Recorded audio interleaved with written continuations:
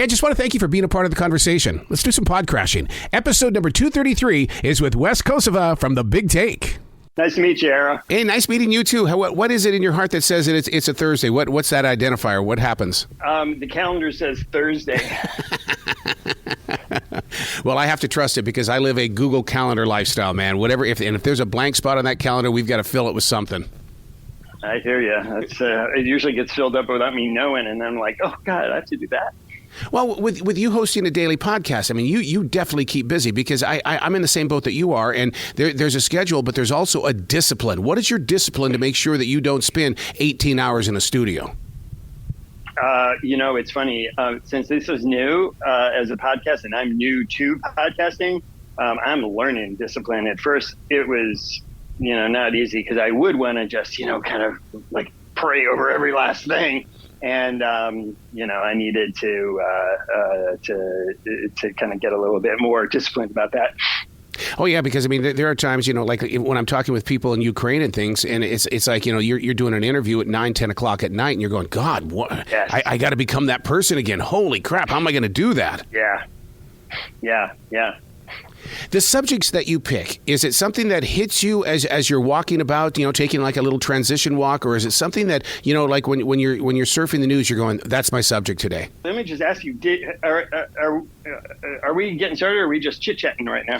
No, we're actually doing it, man. That's my favorite kind of podcast is sitting down having a conversation. I don't interview anybody. I just want to have a conversation. I didn't know if, because I was, just doing radio station, so I didn't know whether we were going or if we were just kind of talking beforehand. No, that's yeah. No, that's always been my favorite thing about podcasting is the fact that it's like if we were to meet at a Starbucks, we're just gonna have a conversation, and that's what I love about your podcast is that you create the conversation, you create those moments at a Target store when you go, hey, look, man, did you hear what they were talking about on The Big Take? Yeah, well, I would love for that to happen. Well, you pick the subjects that do make it happen. I'll tell you that. I mean, look at what we're doing with streaming. I mean, you hit me square in the eyes when you picked up on that because you made me think, am I spending more money with those apps than I was with cable? Well, it's funny because it started because one of our journalists, Felix Gillette, had co-written this book about the history of HBO, and we were sitting around, kind of the producers of the podcast, and we were sitting around trying to talk about, okay, so how do we tell this story? And we all started talking about what a pain in the neck TV was, that the shows were better than ever, so TV was kind of like better than ever. And yet at the same time, it was this kind of giant hassle to try to figure out where any of those shows are because they're all on different services and all of them want a separate fee. And we thought, well, why don't we just do the show about that? Because if we're all talking about it, maybe other people are too. Yeah, because I mean you're right, and the thing is that it's because we do that in radio. When I was growing up through the ranks of terrestrial radio, is that we were looking for the water cooler conversation. What was everybody talking about? Because we had to take it to the intro of that next song, so that people would tune into us because they felt like that we were up to date. Yeah, that's right. And, what we're trying to do with this podcast is a little different than other news podcasts in that it's not kind of this just in, this is the news that's happening right now and what's happening. Bloomberg and a lot of other news organizations do that really, really well. And so what we were trying to do is take a look at stories that aren't like the news, but that are in the news, of the news, maybe asking a question, that people really want to know the answer to. And so every day, Bloomberg does this big story called The Big Take. It's like a print story, which is sort of like that. It's a big original piece of reporting. It tells you something new. Maybe it's surprising, a whole new perspective on things. And so oftentimes what we'll do is use that story as a launching pad, kind of to do an exploration of that topic. And we talk to our reporters who are everywhere around the world. Bloomberg's this giant news organization. We've got expert reporters everywhere. So, there's somebody who is an expert on almost every subject under the sun somewhere in the world. And then we talk to people outside the newsroom, the experts and people in the news, people making the news. And it's just been a lot of fun doing this. So do you have somebody that you rely on? Like, for instance, like sometimes the custodian is a great news sharer as well, because they pick up on everybody else's stories because everybody else in the building is talking to them. It's a funny thing is, one thing that kind of working from home which I've actually been, I've kind of liked having that mix of working at home, working in the newsroom. One of the things that working at home I've found doesn't do so well is just what you're talking about, that kind of thing where you bump into somebody, you strike up a conversation, and you get to just feel for what people are thinking, because when you have to have all those conversations over Zoom and they're all scheduled, that you don't have that kind of spontaneity. And so being able to bump into people and just talk about, hey, what are you working on? What are you thinking about? Like as a journalist in a newsroom, which is, if you don't work in a newsroom, maybe you don't know that it's really just this big open space with a ton of desks, and everybody is just working away, and everyone's just kind of bumping into each other and talking, and journalists love to talk. And so when you bump into somebody, you just say, hey, what are you working on? Yeah. And then they tell you their story because everyone's excited about what they're working on. And that, hey, what are you working on, often becomes, the story, because somebody is excited what they're working on, and they're onto something cool, and they want to tell people about it. Well, you ask very important situations and questions on the podcast in the way that, the middle class right now, we're all sitting here thinking that it's the end of the world. And you're saying, why are we worried? Well, this is a really interesting story. Sean Donnan, who's an economics writer, along with Alex Tansey and Clara Ballantyne and Ariel Lowe, all these reporters at Bloomberg, they set out to, really look at the middle class. We all think about the middle class as, kind of like the backbone of America, and it's always been aspirational. Everybody kind of wants to be middle class, and politicians all curry favor to middle class. Like the whole culture is centered around kind of middle class. And they were looking at, what does that actually mean now? We got high inflation. It's hard to keep up with, prices of everything. Rents are high. It's hard to buy or sell a house.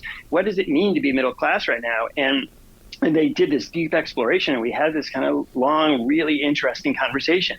And that's one of the things that we're trying to do on this show is, like the news just coming at you like crazy all the time. There's so much going on. And of course, because we all have our phones, it's all coming to us all the time. And what we're trying to do is like just hit the brakes a little bit and say, for the next 25 minutes, we're going to talk about one thing that matters in plain English, and not be bombarding you and beating you over the head. We're just going to actually talk about something, like think about it, ask questions, like take a moment. And that's been a really interesting and fun thing to do. Well, I'm glad you're saying talking, because that's one of my mantras on iHeart, is the fact that I always say we're just creating conversations out of conversations, which is going to create more conversations. Because, the texting and writing emails, if I'm reading it, I'm not getting the proper inflection, pitch, volume, and tone. So I'm glad that you are locked in on, the talk, creating that conversation. Yeah, and this is a whole new thing for me, because I spent, 30 years as a print journalist. And my natural thing is I sit down at a keyboard and I type out words. Yeah. And it's a whole different thing doing that when you're trying to speak it instead of write it. And in trying to make that interesting, informative, in a way that people want to take some time out of their day to listen to, like really feel kind of like this responsibility. If I'm going to try to claim somebody's time, we don't have a whole lot of time these days, then I have to give them something that's worth their time. So how do you put the shows together, the episodes and stuff like that? Do you have an army of people that are doing it, or are you in that studio going, okay, this is what's going to happen, I'm going to drop it, I'm going to promote it, this is what we're going to do for tomorrow too? No, I am very lucky when it comes to starting a podcast, because Bloomberg and iHeart really went all in on this, and we have a team of people. We have producers where I am here in Washington, D.C., in New York, and in London. We have sound engineers, and they are a brilliant group of people who make me look way, way better than I actually am. Because, I'm not being this isn't false modesty. I'm sitting there talking to the microphone, and I'm interviewing people, and I hope I'm doing a good job.